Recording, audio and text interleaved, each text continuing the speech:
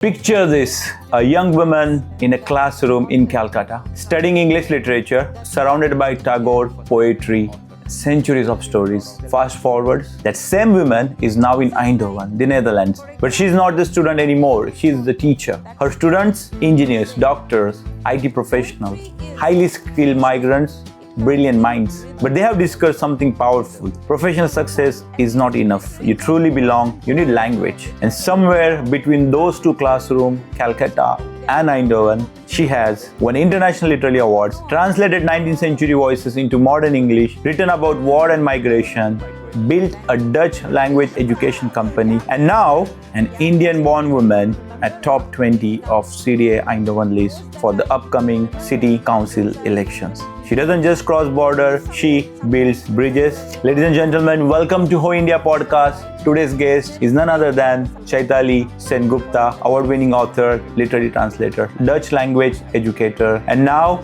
from a diaspora who is stepping into the local politics. Chaitali, welcome to the HOI India Podcast. And first of all, thanks for accepting my request to being part of our guest list. Before we begin, I would like to ask you a very simple question, which may not be simple for you. I know you are wearing many hats. You're an author, you're a translator, you are a Dutch teacher, you are also community builder, and you are now also entering into the Dutch politics. So there are a lot of people already know about you because you are here since many years. You are you were involved into so many different activities that is connected to the social work.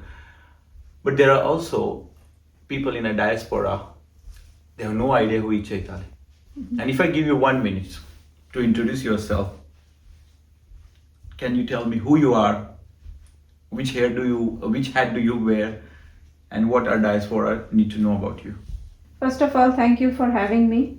It's my pleasure to be on this podcast series.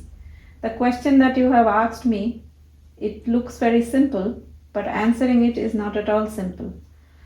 The hats that you mentioned, those are all external hats. But if you ask me, being a mother to my daughter, that is what is most important to me. All my other roles are actually shaped from that position. Yes, I am a combination of so many other hats. I would like to say that I represent many aspects of women power, women empowerment, and I'm also somebody who wants to stay humble no matter whatever achievement, the way society then we will talk. Yes, the way society puts it. I am a humble person at my core, and I want to continue like that. I am a natural social connector. That is not something that I have to learn or I have to create or build. It comes naturally to me. I am a people's person, and I would like to stay like that in the future days also. So there is no word that can define you, because imagine there is somebody I will meet somebody tomorrow, and I'll tell him, do you know about Chaitali? And that person will ask, who is Chaitali? How should I even answer? Chaitali is someone who is, if you are looking for only one word, then you have to also understand from who is the person who is asking the question. If the person is a student, you say she is a Dutch teacher. If the person is somebody who is a volunteer, then you say she is a social connector. So since it is something which is common to people who wear many hats, it depends on which version you want to connect with. That can be a strength, but it also has its flaws. All right, I agree. It's difficult for people who are into different things. Sometimes it's difficult to define their own identity, in my opinion. That is true, in a way. All right, good. I mean, we will hear a lot, and I think after this podcast, the person that I will meet may not ask this question, because in podcast, this is what we are going to discuss. Who is Chaitali? What are her achievement, her strength, and what she's doing for us and what she can do for us. So with this, we would like to enter into a different segment. As I said, you're wearing different hats, and all my conversations will be connected to those hats only. So let's start with first hat or first segment, which is being an author. Yeah. I personally don't know a lot of authors around me. Of course, I read a lot of self-help books. I listen to a lot of podcasts. Yeah. You're the first one, to be honest, in my early life of reading. I was not an avid reader in the past, that who writes through poetry. Yeah. And when I look at your first book, which talk about cross stitch words and the collection of prose poems, and I have to really Google what is prose. So, but now I understand. Before I was preparing for the podcast, what is prose? But why are you writing prose poems? Well, that's a very interesting question. I have all along my life lived between languages. And I have also lived between two countries, India and the Netherlands. And the poems in this book is actually, this book is a compilation of poems that I wrote in my formative years in Kolkata. Later on, I revisited these poems and I also refined them. I, at that particular point of time, was going through not a very nice phase in my life. I had quitted my job. I had started my language institute, which still had to find its footing.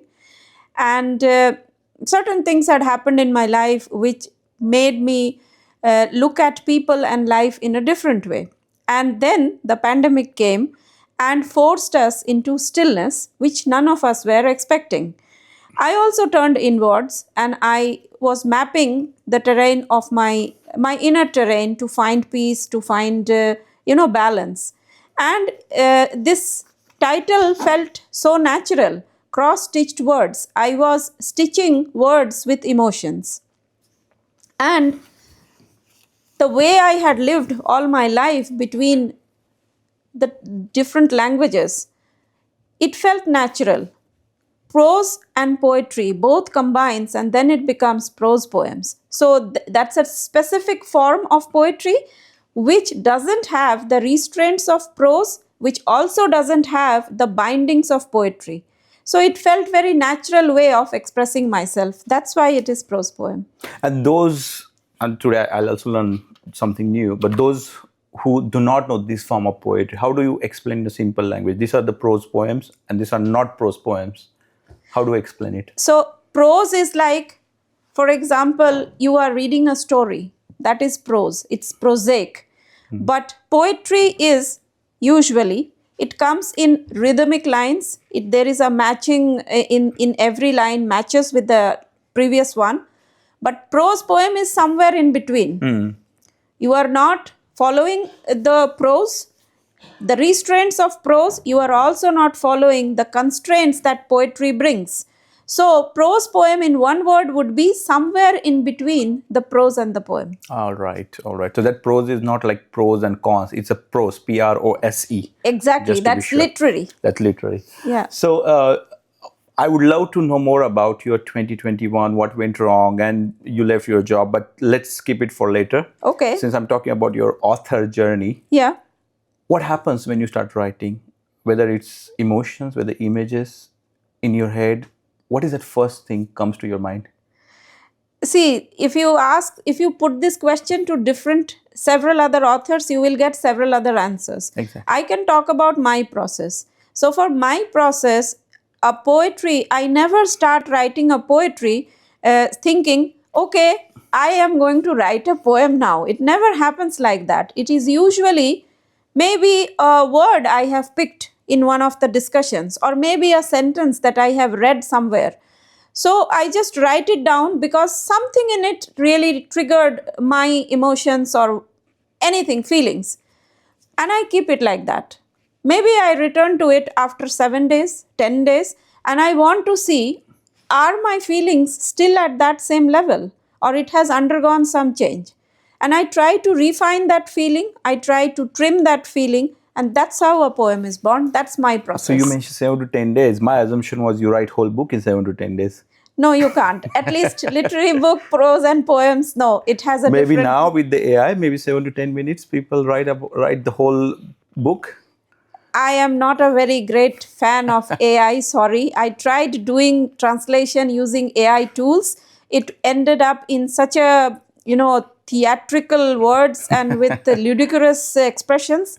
I said, no, this is not for me. I would better rely on my own feelings and my own skill to do it. So what's the average time you take to write a book? I know that you have written now more than 5 or 6 books in last including couple of translations. years, including translations. Yes. So translation, of course, is a different topic altogether because it's very important how you translate and what exactly you translate, what are the stories coming out of it. But when you're writing any book, you as a Chaitali, from scratch until 100, how much time does it take usually? No, it's different, Amol. That's the reason, because I will give you one example. The last book that I finished, the draft that I finished last December, was a historical novel on Rani Lakshmibai.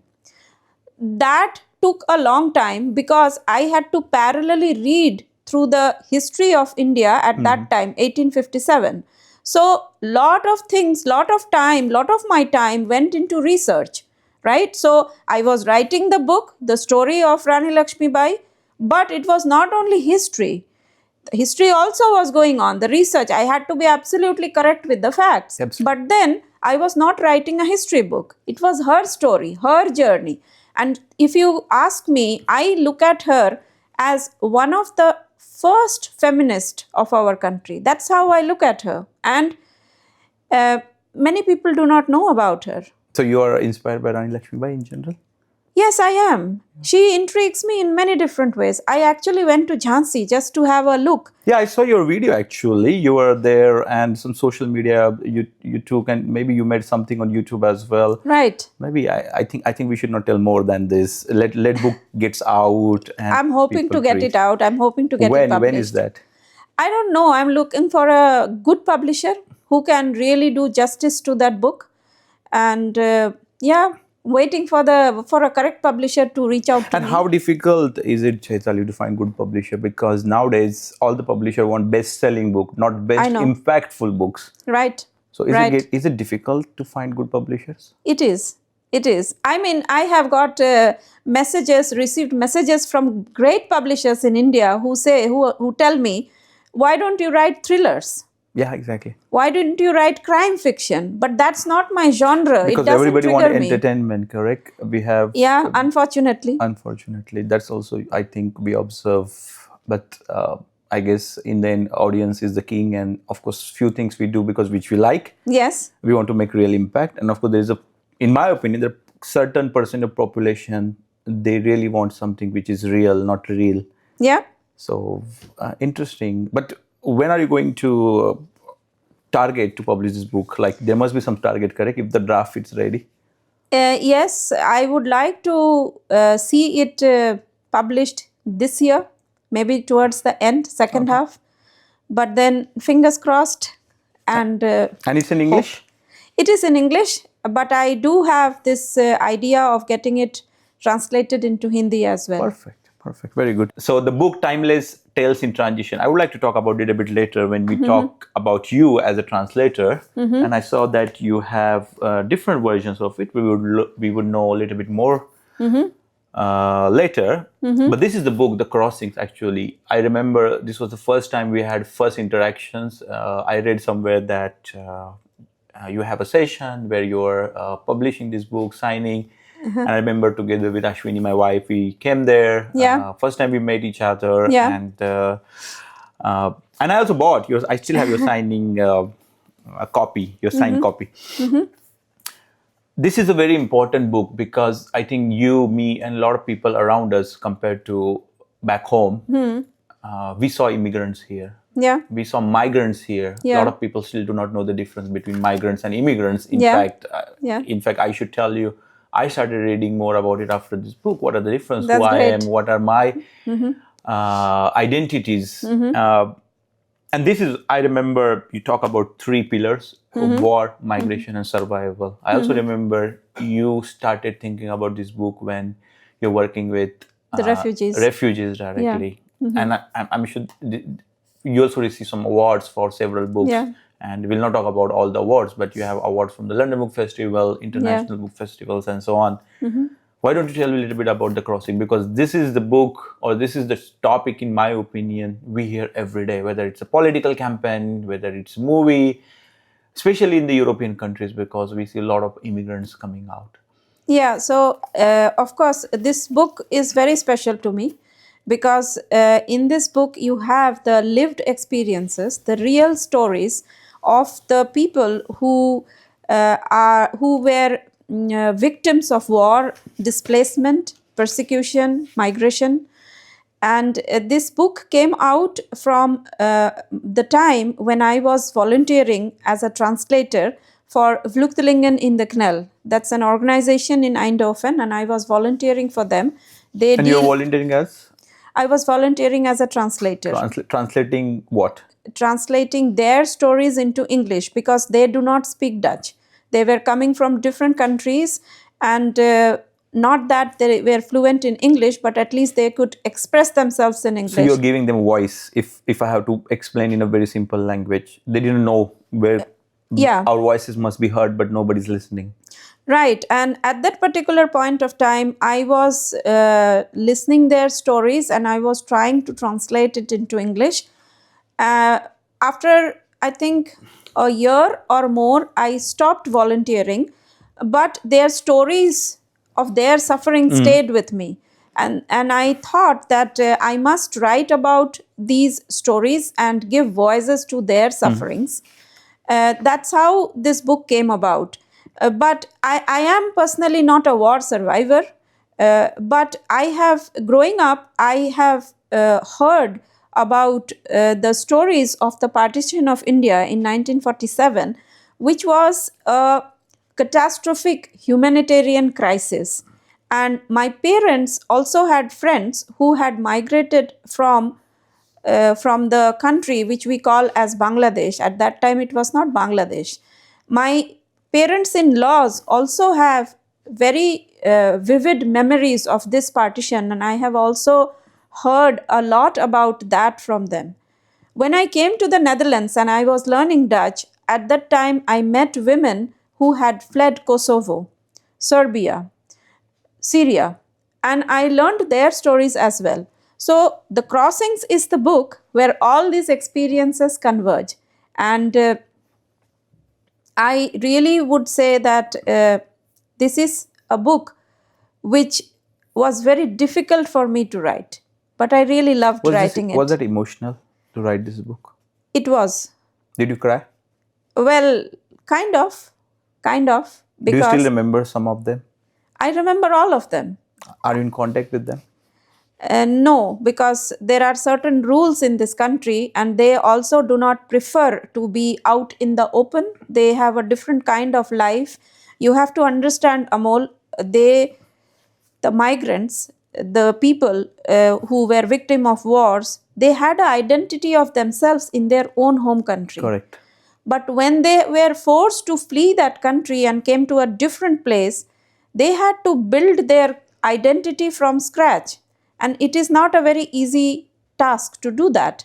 Of course, we came to this country, but we came as immigrants. And we came here out of our own choice for economic reasons. There is only one thing that connects these two groups of people.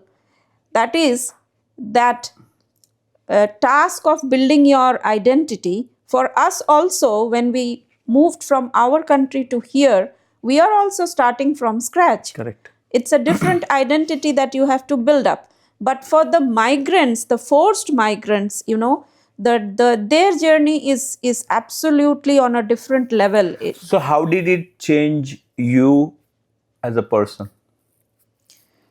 That's a very good question. Firstly, I would say it changed me as a person in the sense that I never knew what actually went through the life of such a person who was a war survivor or who was being persecuted in his home country just because he happened to believe in a specific kind of a religion, or just because his way of life was different than maybe who was ruling that country. I never knew that such things happened and what went through that family or that person. So it made me more aware about the people who are living amongst us, but they are not exactly facing the same trauma or facing the same situation like us. Exactly. I remember when I came, I had a full-time job, my salaries was there, bonus was there, full-time contract, that means government support you, bank support you. So if you want to give one message to highly skilled migrant, especially in our diaspora, because in our diaspora, almost everybody is highly skilled migrant. Yes. What is that one message that you would like to give? First of all, highly skilled migrants in our diaspora, that's a huge strength. I see it as the strength of this region. The message that I would be giving them is it's important to integrate. It's important to learn the language. If you are raising your children in this country, if you are living here for a very long time, you have probably invested years here, years of your life here, you possibly hold the Dutch passport, then it is time to integrate well and start speaking the language. Well, yeah. I got Dutch passport in 2021, asked me my integration and Dutch language. But it can begin at a particular point of time, and we all do not need to speak perfect Netherlands, perfect Dutch, but we have to try. But I'll come back to it. I mean, I would like to go into this particular topic a little bit deeper, because there are arguments. Why should we learn this language? Okay, but I'll come back to it. So Chaitali, when we talk about translation, what I feel, of course, there are now millions of ways to translate, and we can translate in a minute. If you want right now, you can translate the whole book in less than a minute with the help of AI.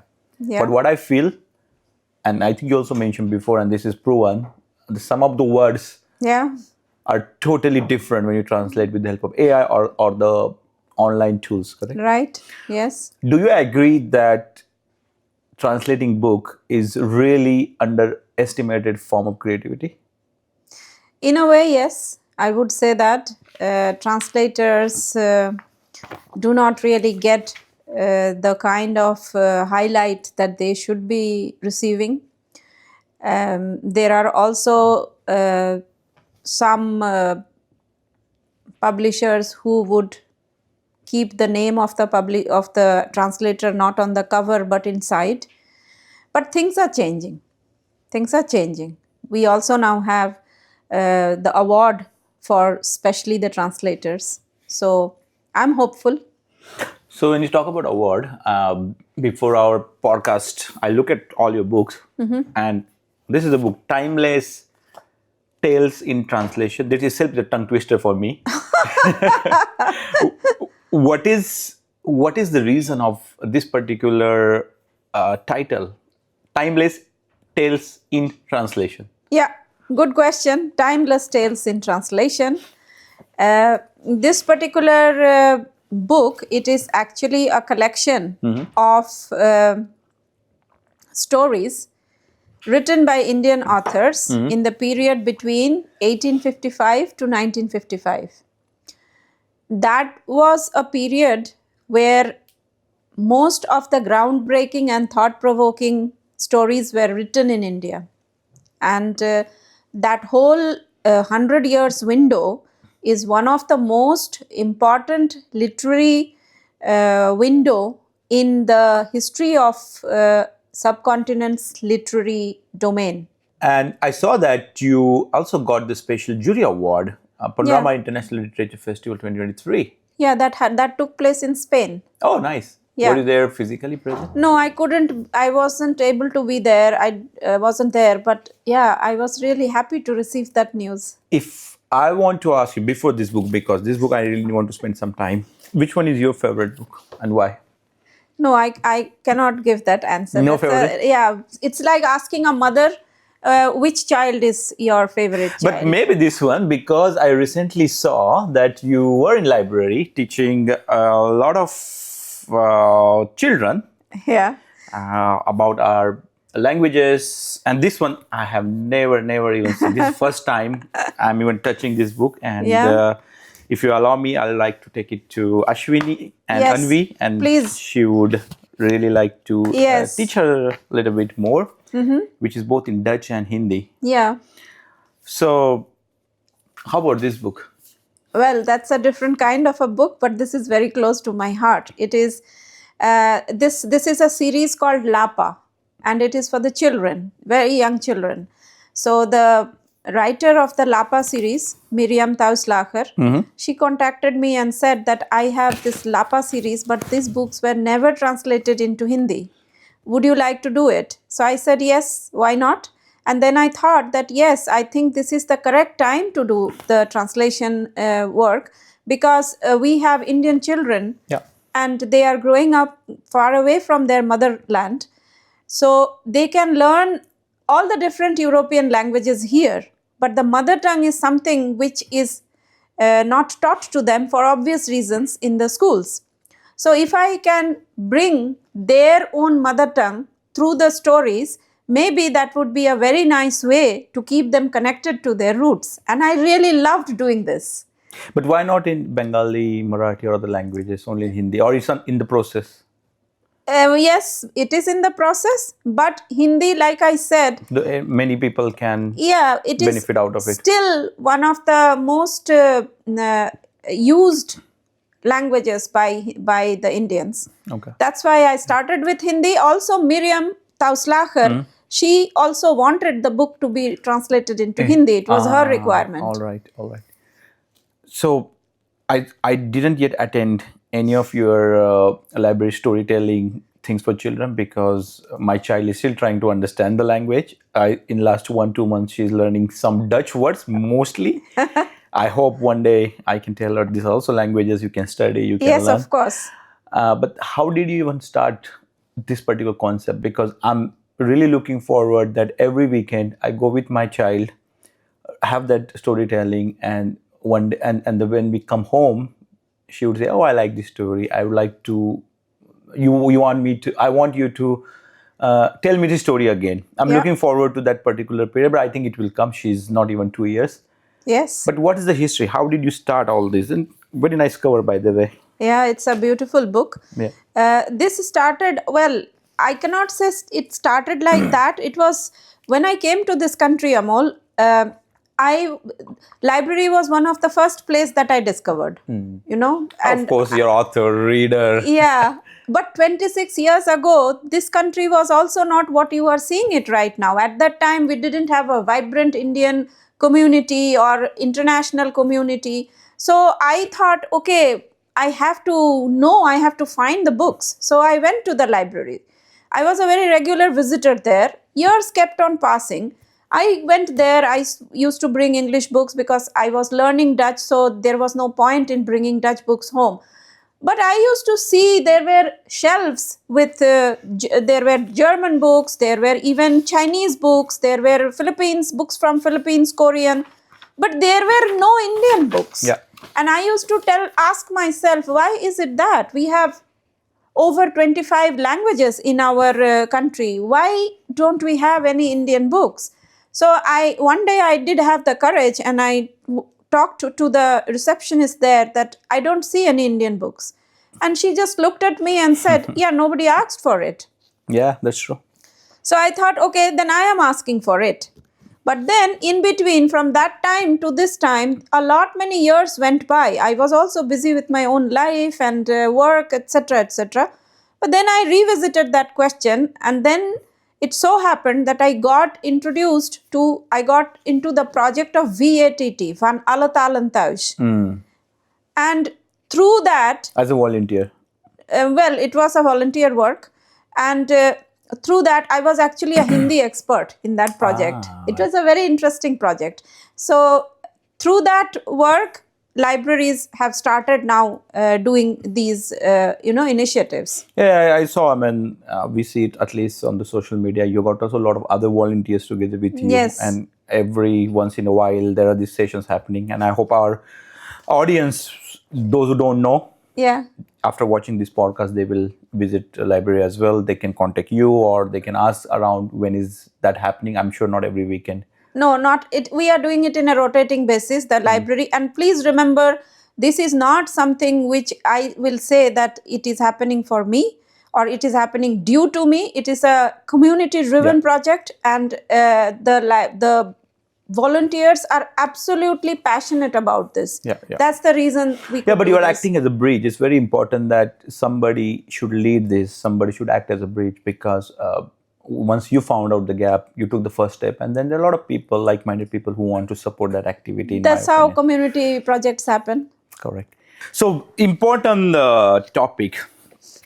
When I look at your journey, and I think I know you from last 2 years compared to before, you are a kind of celebrity for me. I thought, because I was so busy, I was not very active in community. I thought, oh, look at Chaitali, she's very popular. She's always on this stage, that stage. And then we knew each other a little bit better. As I said, the first time we had 1 hour interaction because of your book. Mm-hmm. But with this book, what I see that a lot of people from not our Indian diaspora, but also Dutch people they recognize you, they knew about you. I have this book, I read it, interesting. And we also had an event where we spoke about this book. Mm-hmm. You were also part of a podcast that was invited by NPO, I guess, last year somewhere. Yeah, it's just the Dutch National Radio. Yeah, interesting. And I'm sure this is available also on your social media channel. When I look at this as a book, when I try to read it, even understanding this book in English was so difficult for me. I still have to look for the meanings. Yeah. And sometimes it's so deep. Mm-hmm. And you could feel that this book is not from the modern society. No. Like 100 years. Yeah, the concepts that you cannot even find today, or you have to really go in a different generations. And one of the most popular authors you selected, Kuperus. Yeah.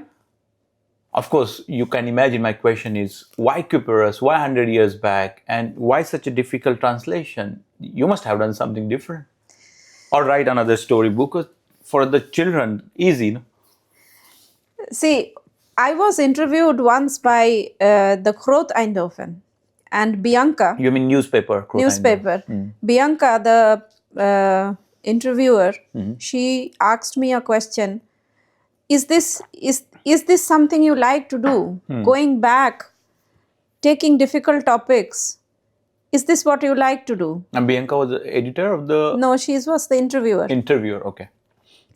So you are also asking me the same kind of a question. Why Kuperus? Why 100 years back? Why not instead translate a children's book? The same question? Now, children's book by no means, it is also very important. But why Kuperus is, I got attracted to Kuperus. Just it happened by chance. I did not know who Kuperus was when I started reading his books. But the stories really stayed with me. I was amazed the way he expressed life's deep philosophical questions in such a small space of a story. That stayed with me. And I thought that these kind of the themes that he is talking about is still relevant today. Also, I wanted to create a literary bridge between India and the Netherlands. And Kuperus, it seemed that he was very much attracted by the Eastern philosophies of Hinduism, Buddhism, Theosophy. If you look at the stories, he is going back and talking about karma, about destiny, about the existence of soul, and about the whole concept of the oneness of our existence, that the entire world actually, or the people, they have the same source where we come from. And I found that in a fragmented world where we live now, these kind of timeless wisdom still needs to be there. That was my reason of translating this book, other than creating a literary bridge between our two countries. Did we expect a lot of success from this book, the way it happened, that you were invited for NPO podcast, the mayor contacted you, and a lot of people wanted to get interview? I think it was also in the Groot Eindhoven one, you had a big article. Did we expect, or did you want? I will correct one thing. The mayor didn't invite me. No? Actually, I had the opportunity to go and present him my book personally. Oh. He was really very, very, impressed. And he asked me, how is the book doing in India? So, I did not really expect, first of all, you used the word success. Did you, that whether I expected such a success? Success difference, there is a difference in definition. Don't look at success like in the quantitative measure. I have never looked at it like that way. But it was very nice to be contacted by radio for the Dutch radio, national radio. And Eindhoven Dagblad and the Groot Eindhoven both published a long article on this. It just made me think that whatever I did, I was on the correct track. And then are you inspired to write more books or translate more books like this? Yes. 100, 200, 300 years back. Maybe it's good to go in depth. No, my idea is a bit different this time. I'm not sure when I will get the time to do it. I want to translate another Kuperus's short story. This is a whole book, but I want to translate one of his short stories into English, and in the same book, I want to translate a short story by Tagore. So thanks, Chaitali. I learned a little bit more about it, even though we spoke about this book in the past. Yeah. But good to know, and I'm looking forward to more books or short versions of Kuperus that you mentioned. I hope our audience will also like it. Interesting book, and as I said, a little bit difficult English, but we'll find our way. Yeah, sure. So I would like to now discuss a little bit about the next segment. Of course, we understand your author, your translator. We also touch upon community building a little bit. How about this teaching Dutch? What is this? Of course, when you translate, you're crossing borders, in my opinion. But you're teaching something that's a real impact in the classroom or online or one-on-one. And I know your company that you started for teaching, that is On Point Communication. Yeah. So you need to tell me two things. What is On Point? How did it started? Communication, I understand, because you're improving communication while teaching the language. So how did it start? Someone who came from India, our diaspora says, when we are here, we're highly skilled migrant, you study hard, you come here as a master student or you come here as a highly skilled migrant directly. Mostly, we should respect their culture, but not teaching them their languages or not teaching the Dutch language to foreigners. There should be Dutch teacher actually who born and brought up in Netherlands. Okay. So what is that? Well, this is also a comment which I received when I first started On Point Communication. And the criticism or the feedback was, why would students come to you to learn Dutch? You are not a Dutch. At that particular point of time, I was really not hoping to hear that because I was starting with something new. But I kept that in my mind and I took it in the right spirit. How it all started, I was also doing the same thing what the diaspora usually does. And again, that is a strength. We come to this country as highly skilled knowledge migrant. We study here, we work here, and that's what the diaspora is doing. I was also doing the same in my own way. But you know what, Amol? There came a time, a restlessness within me that told me that I was just drifting away from my core. I was working as a finance professional at one of the most reputed Dutch companies. On paper, everything was absolutely wonderful. I had a fantastic job. There were all the markers of success, the way people today define success. I had that. But like I said, there was a restlessness within me. There was this thing, something felt off. I was drifting away from the things which really energized me. I was not creating space for writing. My first book was not yet published. It was languishing on my computer somewhere. And that frustrated me in ways that I had not expected. Which year was that? It was before the COVID. Oh, it was 2017, 2018, around that time. Okay. And at that time, I had also started to notice my fellow colleagues from India, the highly qualified, the knowledge workers, they were also struggling with the language. And at office, when I was working at that time, at office, I was informally helping them to take their inburgering exam, helping them with the language. And you were speaking fluent Dutch that time? Wel, ik spreek redelijk goed Nederlands. Okay. So it was going like that. And then they only started telling me, maybe this is your place, this is what you should do. Not finance, but language. So you didn't find language found you. Well, language has always been my anchor. Only the geography shifted. Geography was different, yes. The geography shifted, but I still went back to the language. Only this time, this was a different language, a language which had helped me to cross the borders, to cross the barriers at a particular point of time. So when I saw the pattern, leaving my job at the peak of my career didn't seem like risk to me. Yeah. But I did receive all kinds of criticisms, but okay, I took them in the right spirit, and so it was like I was coming back to my core. So my question is, you're already in the job and you are a restless person. You were a restless person, or what I'm doing, I should do something different.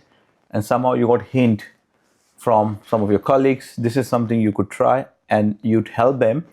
But that was not yet a business idea for you. That was just, helping others, which is core of your nature. When did you think, oh no, I must now start this as a business? I have to be very honest with you. On Point Communications didn't start as a business. It started with a mission and a vision. I wanted to help my countrymen and women, highly talented. They were struggling with the integration process. I'm not claiming by any means that if I had not taught them Dutch, nobody else would have. It's not that. But that I took up as a mission. So the business thing came much later. Okay. But finally, it had to be a business. Otherwise, how would I go structurally ahead? No, but what I feel is you're fortunate when things that you like, you do, and you also get paid. And I think that's what happened in the end. Yeah. And how many students got an opportunity to learn from you, and how many students also got an inburgering clear? Because the reason I'm asking you, because a lot of students, when they clear inburgering, they think this is the end. Yeah. And I'm also a victim of that. In 2021, I clear my inburgering. I didn't know that time whether you can be my teacher. I didn't even know. I learned a lot of things online in a limited time. So what number we're talking about? Few hundred? No, I have taught, I think around 300 probably. But out of that, 166 students cleared their inburgering exams. It could be a bit more, I'm not sure. But I think you stop counting now after 100. Well, it's not like that. 166 I'm pretty sure of. 166, and most of them took the citizenship, and the others have the residence permit. So what I feel, I spoke to one of your students, I know a couple of your students, and someone told me when we learned from Chaitali, it's not about grammar. She actually teaches us how to integrate, how to behave, how to get in contact with Dutch people, what should we do, what you shouldn't do. And I think that is the differentiation you're adding compared to other teachers, I guess, because they also understand the same thing from somebody who integrated. Well, other teachers are also very qualified, and they are also doing absolutely wonderful job. What I try to do in my classroom, if you ask my students, they will say she is a stickler for grammar. I'm really like, no, grammar is very important. But at the same time, it's not only about grammar as concept. I also tell them a lot about the Dutch culture. Like, for example, what happens during the carnival, or why Sinterklaas is celebrated, or when the final exams happen, why do you see the bags with the flag hung at the homes? What is the significance of that? So I also give them these kind of ideas in the classroom. So that is part of the culture that where we are living.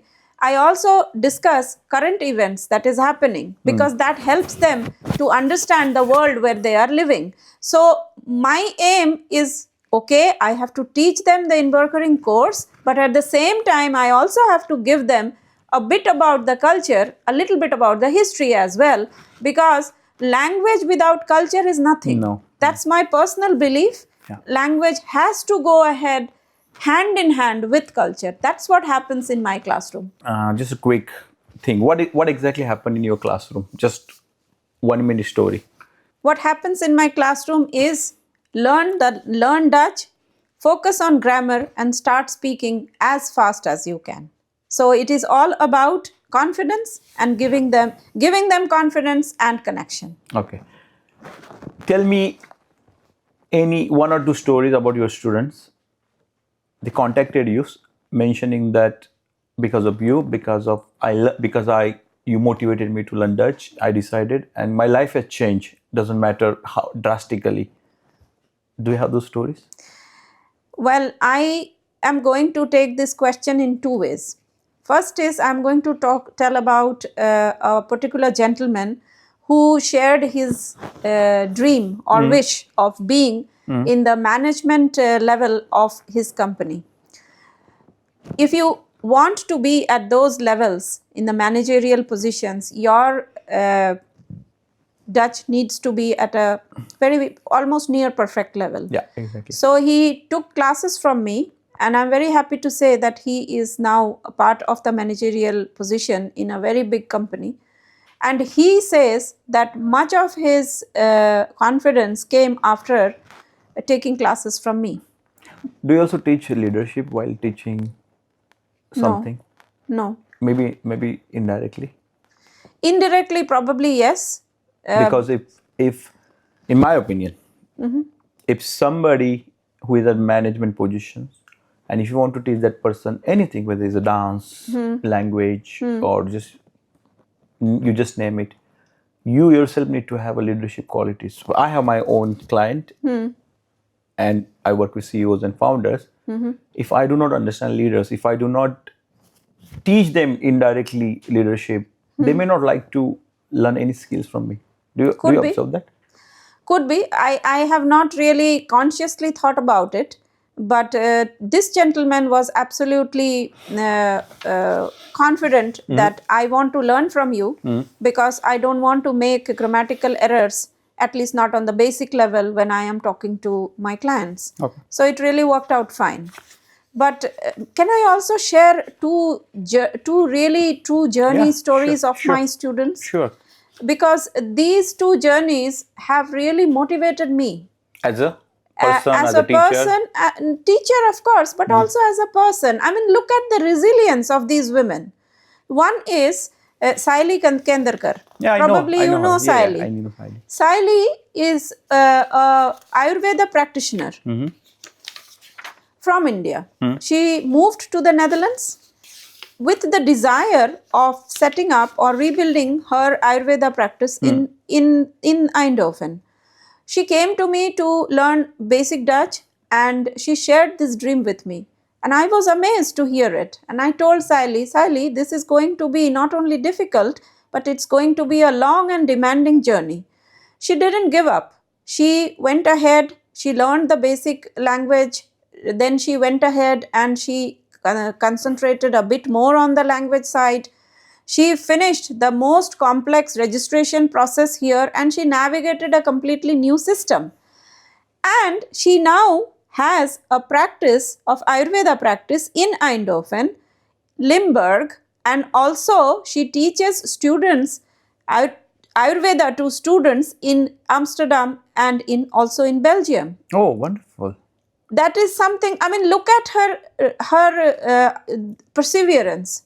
Her, she never gave up. Similarly, I have another student called Chaitali Pandya. I don't know. She was a dentist. And when she came to me to take the classes, her first word was, I want to be a dentist in this country.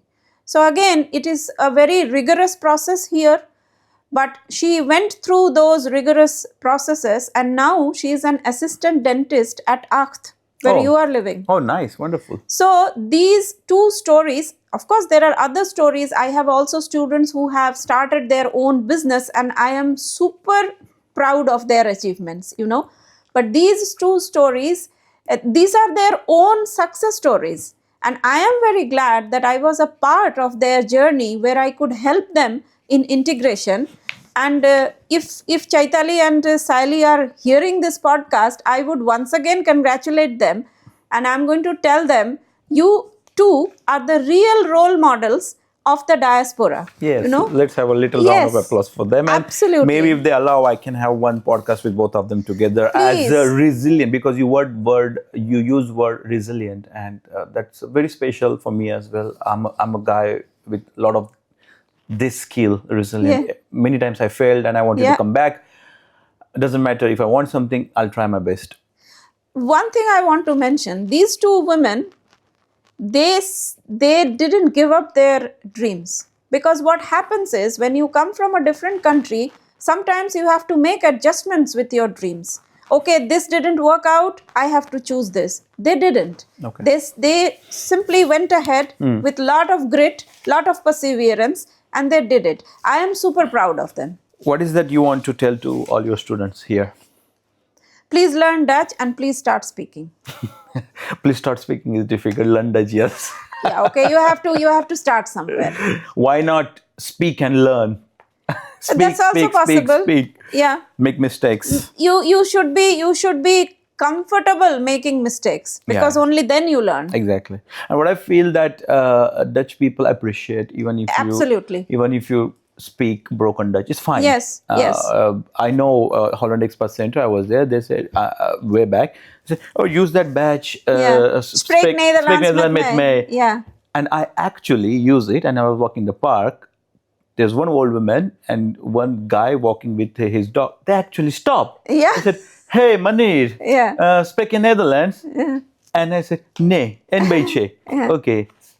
And then a couple of other words that I don't know at this stage. So, but I do agree that it has to happen. So Chaitali, I know we have limited time and we would discuss a lot. Just as a break in between, I would like to have one rapid fire round if you're okay. Okay. I'm not very good at rapid fire, but okay, I will. We don't need to be good at. You need to be you. Okay. So we have been deep, philosophical, emotional, transactional. Let's have some fun. Okay. Quick answer, no overthinking. You have 1 second to think. Okay. One Dutch word that describes you best.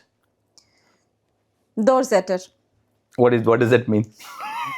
Person who never gives up but keeps going. Like a go-getter. No, this is doorzetter. You have to go. Doorzetter. Okay. So you know my Dutch. If you could have a coffee or tea with one author, living or dead, who would it be? No, there are too many. I can't. Not one? No, I can't. Okay, any famous celebrity? No, not author. That you really admire. No, I'm not. Again? No? Okay, pass. You can always say pass as well, Yeah, okay? okay. A book that made you cry outside of your own books. When Breath Becomes Air. That is written by Paul Kalinithi. It's a book which I would recommend everyone to read. All right. We'll not go in depth now. One Indian tradition you wish the Netherlands would adopt. Diwali. Yes. We have to do something for Diwali as a diaspora. It's still not happening in the big way. Like it's happening outside, but not happening in Eindhoven. One Dutch habit, I'm sure there are many, you have fully embraced. Having an agenda. Keeping an agenda. Agenda is full all the time. Okay, that's how sometimes it's difficult to catch you. Your favorite word across all the languages you speak. Oh, that's easy. Saudade. What is this? It's a Portuguese word which means longing of home, nostalgia. Saudade. Oh, interesting. I didn't know. Yeah. If your life were a Bollywood movie, what would be the title? Oh my God, I don't know. Journey of Many Colors or something like that, probably. Journey of Many Colors. I don't know. You're still exploring what it would be, correct? All right, interesting. Now I want to really in our podcast, and I'm really enjoying actually all this conversation. Me too. But we have to limit ourselves. So I would like to enter into the segment that you may be excited, but you must have some fear as well, because it's not very common in our diaspora that somebody want to enter into Dutch politics. I hardly know a couple of people from Indian background here in Netherlands. You won't find many established politicians from the Indian background. Exactly, not at There is not at we don't have an Indian born anybody at the Dutch Tweede Kamer. Exactly. So we spoke a lot about writing, translation, teaching. Now you're entering or stepping into something. What I feel, whatever voice you have, how to convert it into reality. Yeah. And we learned a couple of months back that you are in top 20 candidate from CDA Eindhoven, one of the political parties. Right. And that's not a small thing, of course. Even it's not like what I heard, not like in India, that you know somebody and there are many other ways to enter into politics. Yeah. But not here in Netherlands. No. It doesn't happen like that. I had a full-fledged 2-hour conversation and interviews before. Was that conversation interviews or only integration? Because No, it was a full interview where they wanted to know my ideas, what I can bring to the table. But I'll come to it. I don't want you to answer anything right now. Very first thing, one of my favorite leaders or the motivational speaker is Simon Sinek, and his speeches was very popular. Start with why. You got, in my opinion, you live in Netherlands, you live in a developed country, you got enough family support, you're a Dutch teacher, and a couple of other things, big things you have done in your life. Why politics? Well, I have always been a social connector for a very long time in this city. Now, if I say that politics happened to me, maybe people will find it surprising, but that is the honest truth. Politics didn't feature in my scheme of things, but I was doing a lot for the community. I was working in my own community, Eindhoven. I was petitioning for the library. I was trying to bring people together.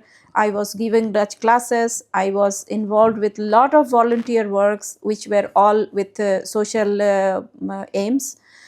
So actually, I was kind of trying to bring the communities together. And it was at this particular point of time where I happened to meet our city councillor, Mrs. Miriam Frossi. Oh, when was that? 2017, if I'm not wrong. All right. Could be 2018, but probably 2017. So she really encouraged me a lot. She told me, you are a person who was born in a different country, you came to a different country, you learned the language, you integrated, and you are going out of your way to do a lot many things for the community. You could have been satisfied with whatever you were doing, but you chose to do it differently. And somehow that profile aligned with what CDA was also looking for. So she really brought me to my party, CDA. And I am always very inspired by what she does for our internationals in the city. Once I was in the party and I started seeing how it works, it was also very new for me. It still is very new for me. I'm not going to claim that I know everything about Dutch politics. It isn't like that. So that is how it's a combination. And like I said, I'm a believer in destiny. So somewhere in my destiny, probably it was there, because imagine where I started from, in Kolkata. But you didn't have any political background? No, nobody in my entire family ever did anything related to politics. My mother was very scared in 2022 when CDA for the first time put an Indian on the list, But of course, I was a support candidate at that time. My mother was very scared. How is it different compared to 2022 this year? Right now, I am at the top 20. That itself is a very prestigious position. And you really have to work hard to be there. And the other thing is this, that possibly this time the visibility is a bit more than what it was in 2022. Why top 20 is so important that we hear it all the time? Because, okay, top 20 is important because these people these people come into the list after a lot of screening and after a lot of interview, after a lot of hard decisions that is taken by the party, the Seleksi Komisi. So that's why it's important. Okay, so you mentioned about CDA. I do not want to go this conversation into political conversation. Why CDA? Why not other? I think let your audience ask you, and you must have. I saw some of your videos with Miriam, I guess, and also some information about CDA. So, my assumption is your values are matching with their values. That's the basics. Of course. Yeah, and the rest, everything is as you want to grow. Who is your support? Like you mentioned, Miriam. Maybe if Miriam wouldn't have been CDA Eindhoven, you might not even know your values matches with them as well. That's also a question which I sometimes think. But the kind of person I am, if I at all ever consciously thought of being in politics, I would probably have chosen CDA because. Okay. Their values, I didn't have to adapt those values. You feel natural. It was a natural fit.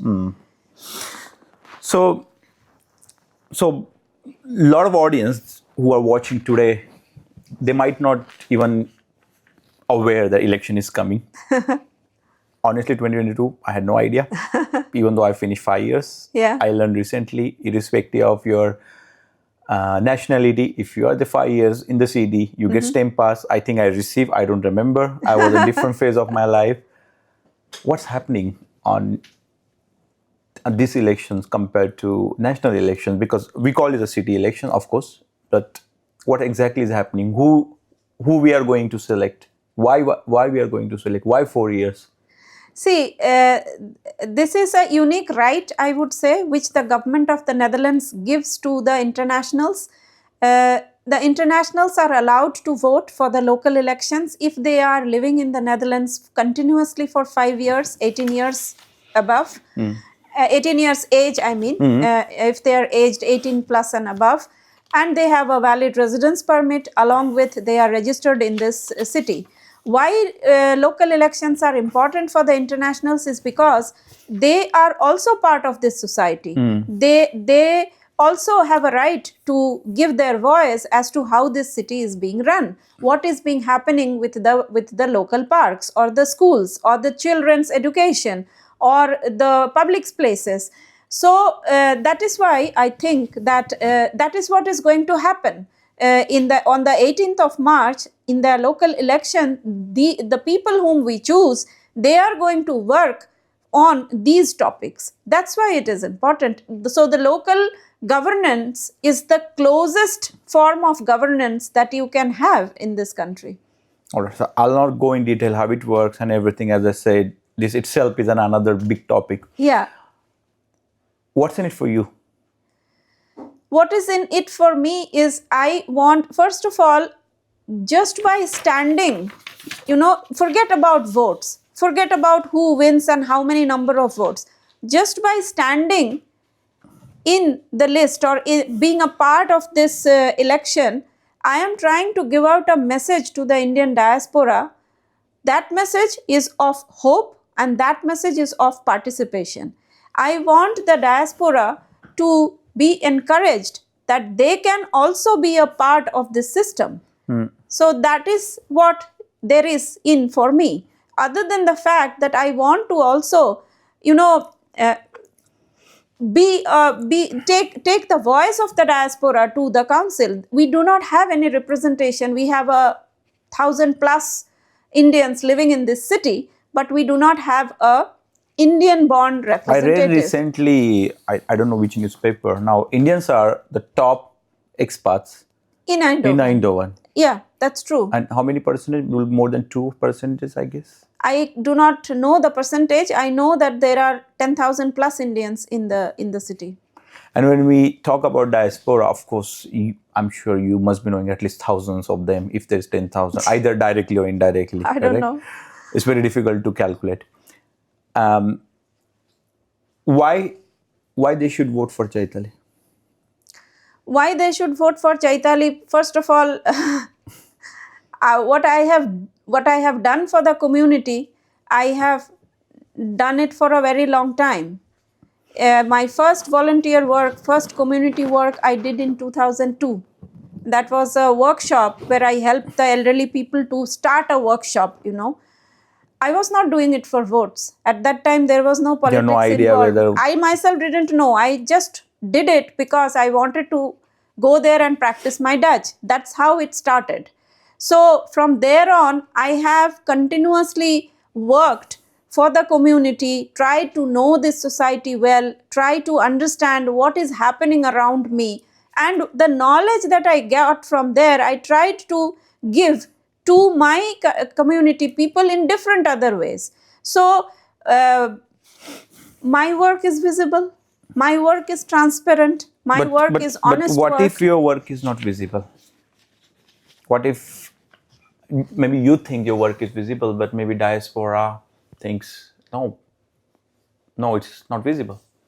Then I have to work even harder to make it visible. I have to stay motivated. Correct. I have to be positive. Correct. Because you don't know. Somebody has to tell you that it's not visible. Now it's just an assumption that it's visible or not. Of course, so many people I know, they're in contact with you. They say, Chaitali, you've done this nicely and you help us there. Sometimes you're not informing how much help you have put to the community. And I also know, together with Miriam and some other people, because I myself attended this community building events that you are organizing, and outside of diaspora, there was a lot of connecting cultures. Connecting cultures. Yes, I forgot actually the name. The connecting culture. I also met a lot of other people, including Dutch people, and that was one of the fascinating things for me to have two groups, Dutch people, Dutch speaking and not Dutch speaking, and then how they're supporting each other. And I think some non-Indians would also support you. This is my assumption. If you're visible, that is the whole goal of connecting cultures. It is Miriam's project, Miriam's brainchild, and I am there. Supriya is also there. We are trying to do it together. And Connecting Cultures is a dialogue platform where we try to bring the internationals and the locals. So that also aims at community building. Okay. So there are so many other things which I also have done, where the focus there is community building. So the community knows what I have done so far, and I'm pretty sure that... What is the definition of community for you? When I say community, Amol, very honestly, I'm not only meaning my own community. When I say community, the community also includes the elderly people in this country. I am really very worried about their loneliness, about the students. So community for me is not only Indian community. Community for you is somebody who is looking forward to belonging, I guess. That is doesn't matter. Yes. What is their age? What is their background? Yeah. What are their languages? Yeah. Somebody who can hear me. Somebody who can spend time with me. Somebody have common values, I guess. Shared understanding. Yeah. So coming back to election part of, sorry, I was asking you some difficult question just to see what are your answers. You mentioned a word called hope somewhere. What are diaspora? Our diaspora, because I can only talk on behalf of our diaspora. Hoping for, when they talk to you, that these are the two things we really want to change. These are the two things we really want support. These are the two things our representative should change. Yes, I have been meeting with a lot of people in the past 1 month. And the diaspora, first of all, want their own representative there. That's very evident. One of the important concerns, I had run a survey among our diaspora, just to know what their concerns were. And what came out from the survey is that people in our diaspora is more concerned about public safety, and they are also would like to have proper language support so that they can integrate well. So those are the two important things that they are looking forward to. Okay. Of course, there are some small issues always a diaspora wants to get solved. So before we enter into conclusion, is there any message to a diaspora that is on record that you want to say, but you might have said to one-on-one or in group of people, but yes, this is something I want to put it on record. I'm not afraid, I'm not scared.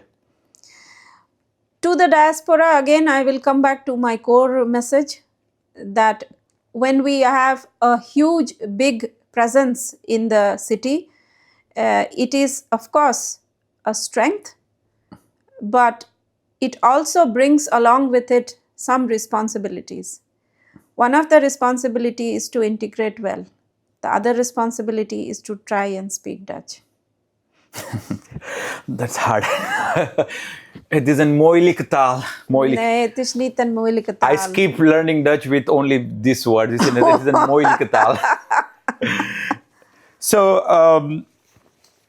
I would like to offer you a lot of strength for your new venture. Thank you. I need it. I can imagine that's not easy. No. I wanted to ask you how Indian politics is different than Dutch politics, but I think that would need another 30 minutes for us to even discuss. And I'm not so much into Indian politics, so I cannot really, I won't be able to give you a good answer. Okay, that's good. That means you are a neutral, you just want to do something that you have in front of you. There is no relation with others. No, but local politics in this country is more about deep social work. Yeah, I can imagine. I also know that it's not getting paid high. You have to do in evenings, and the city councillors have to do their full-time job as well. Yes. I'm sure not everybody knows it, but if they want to know, they would ask you question or ask somebody who are other candidates how this works and what's in it for them. So I think this is time to conclude. Okay. Thanks for your time. I know there are many ways for diaspora to reach you, either through your WhatsApp, social media, your own website.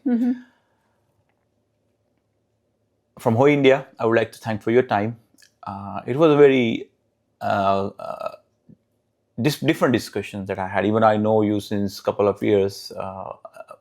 Recording this podcast comes with a different responsibility because I'm also representing diaspora in a different way. Yeah. Not 10,000 people, but I have my friends, I have my family. They would watch. They will have this conversation. Oh, of course, in the ideal case in the future, if I go for any guest, I would ask some questions in advance. Hey, I'm going to have this podcast with this guest, and do you have any questions? Let me know. But maybe that's the future, and maybe I would like to have one more conversation with you.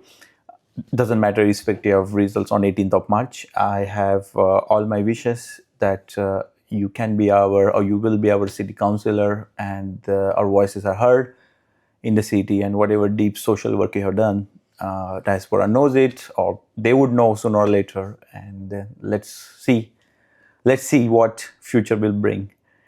Yes, thank you so much for having me. It was also a nice pleasure for me to be part of this podcast. We discussed on many things, and I was actually quite amazed to see the range of questions, to be very honest. As for the elections, yes, I have really not thought much about it, and I would like to unfold, like the situation to unfold with its own time. And thank you for having me. Thank you, Chaitali. It was a pleasure. And I wish you all the best, and tot volgende keer. Tot de volgende keer. Dank je wel. All right. Thank you. Bye-bye.